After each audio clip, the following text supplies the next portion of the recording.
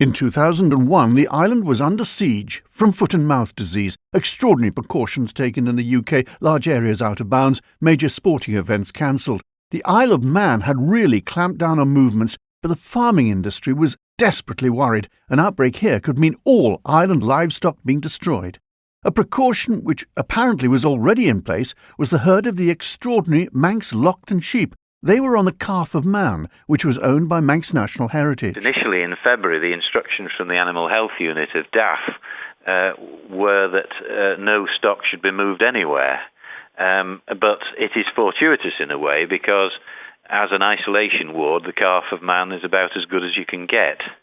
I think now the experience of the foot and mouth outbreak across has probably indicated that although airborne infection is a possibility, it's much less so than contact through other sources.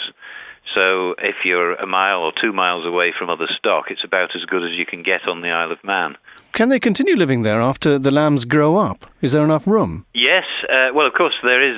Every year we take off lambs so that there's a constant sort of recycling and recropping. So, we keep the stock numbers about the same. But are you allowed to take them off with the current restrictions? That is a problem just at the moment, but we're hoping that in the autumn that it'll be possible to do that in the late autumn, as it happened, of course, last year.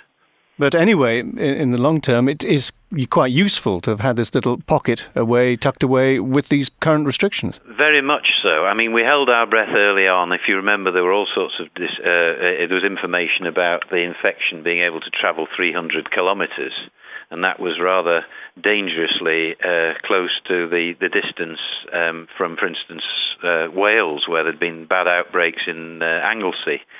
But so far, touching wood, and with the precautions which have been very, very strict. I mean, I myself went across and we closed down the harbours.